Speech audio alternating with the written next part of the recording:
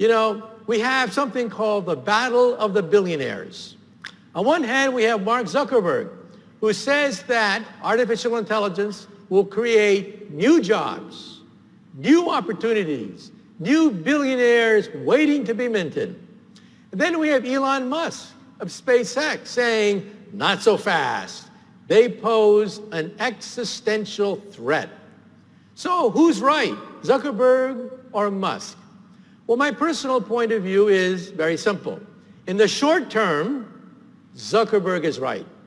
We're talking about entire industries waiting to be born, new opportunities, jobs, productive capabilities to energize the economy.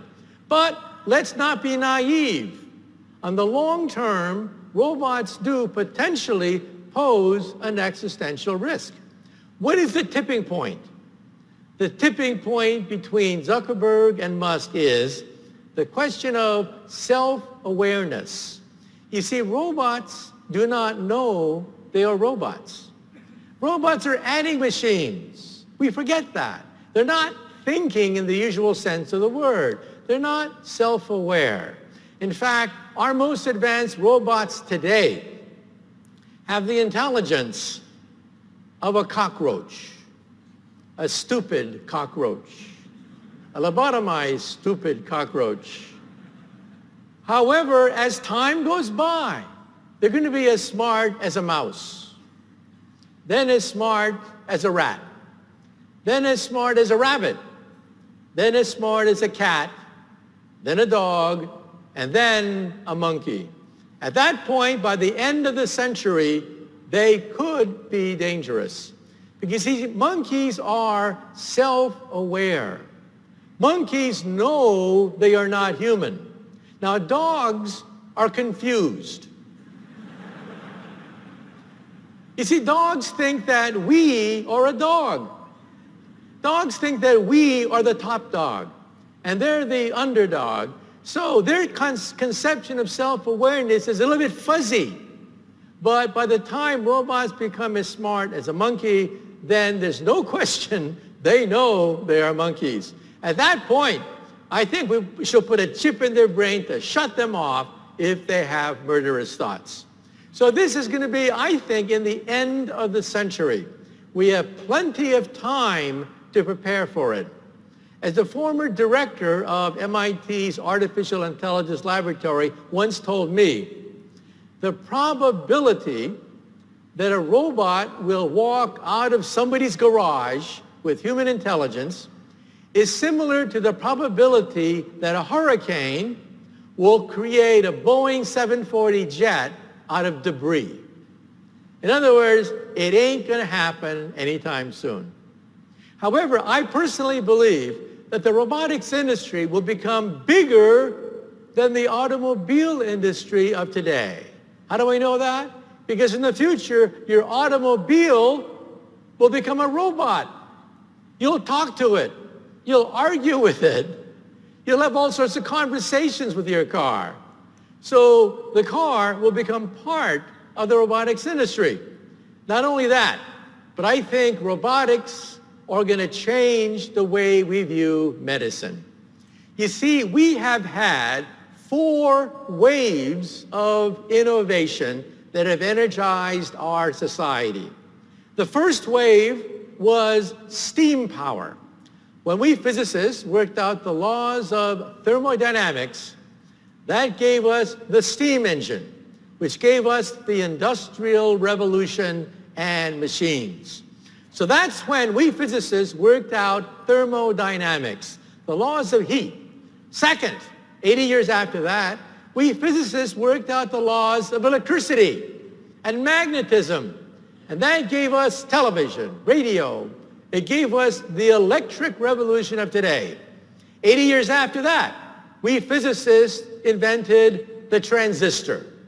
We invented the laser. We invented the space program. And that gave us high technology.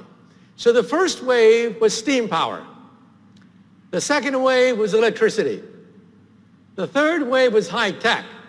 The question is, what is the fourth wave?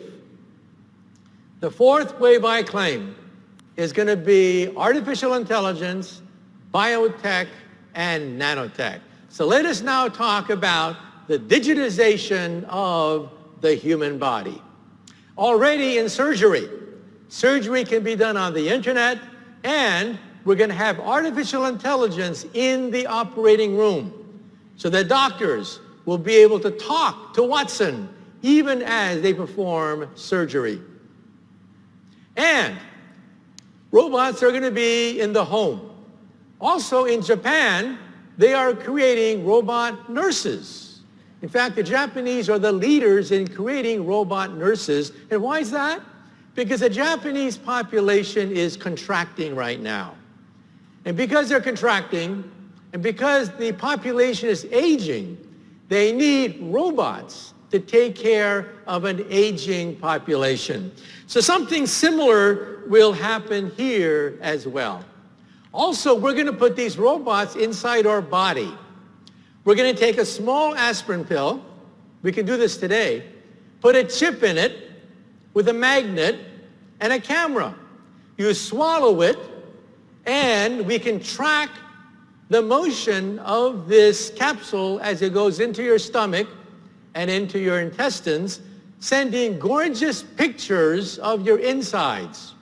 Because we all know what middle-aged men fear the most. They fear the C word, colonoscopy. That's when they stick that tube up your rear.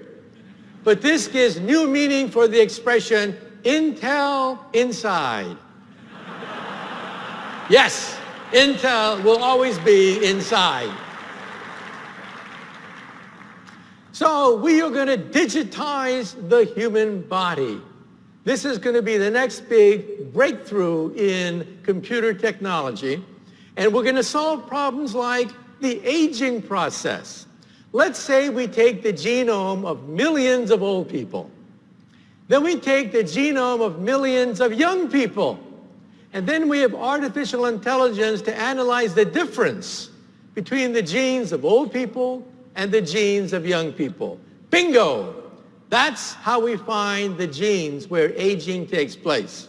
We have already found 60 genes involved in the aging process. So here's a simple experiment. In a car, where does aging take place in a car? Well, that's obvious, right? The engine. And why the engine? Because that's where you have moving parts and you have oxidation and combustion. Well, where in the human body do you have the engine? And the answer is the mitochondria. Bingo! We have now found where aging takes place in the human body. The genes of the mitochondria are the first to be damaged by the aging process. Now, certain animals don't age hardly at all. For example, the Greenland shark.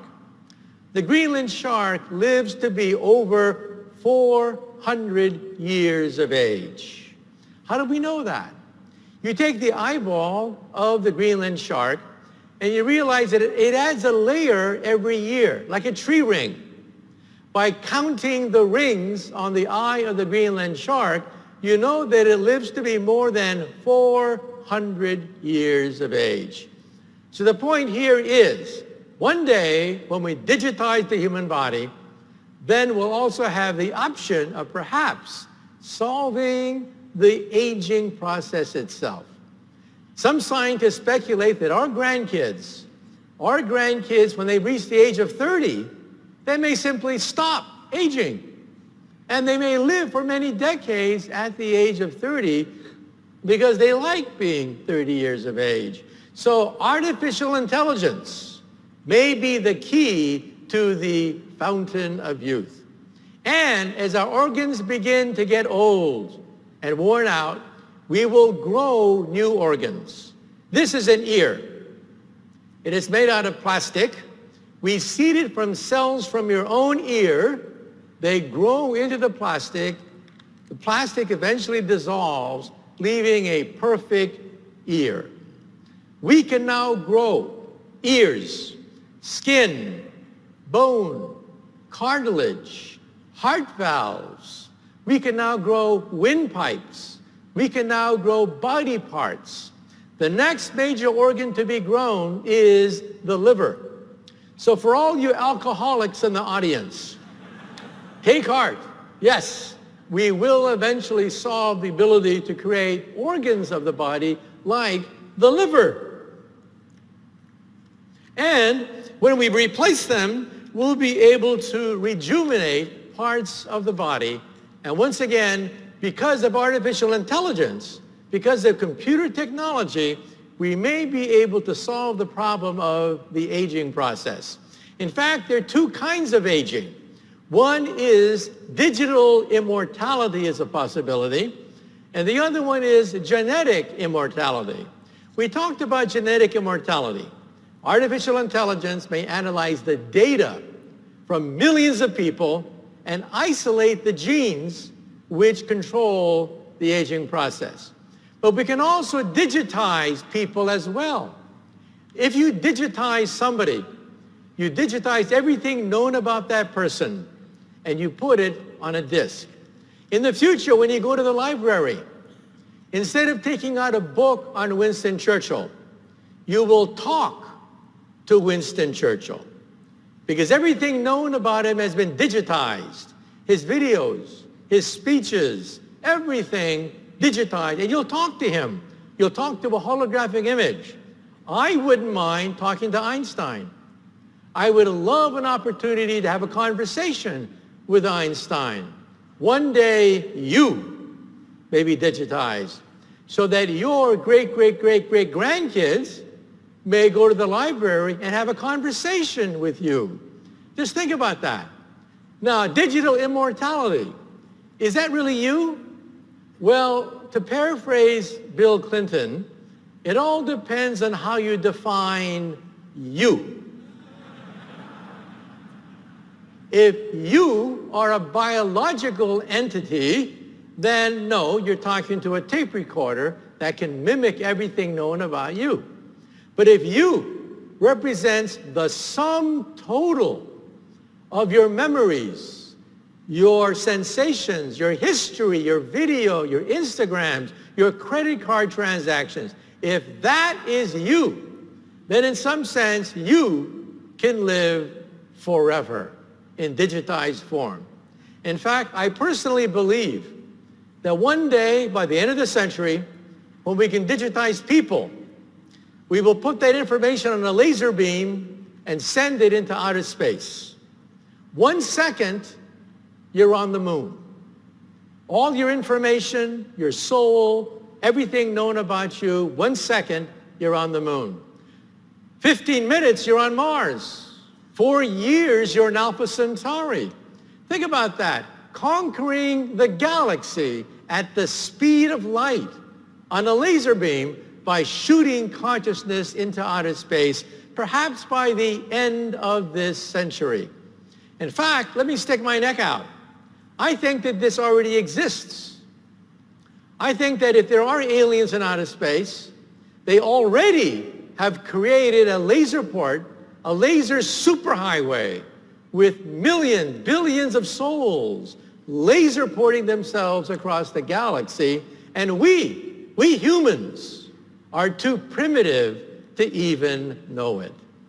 So the galaxy could be teeming with souls laser porting their consciousness across the galaxy, and we are too primitive to even know it.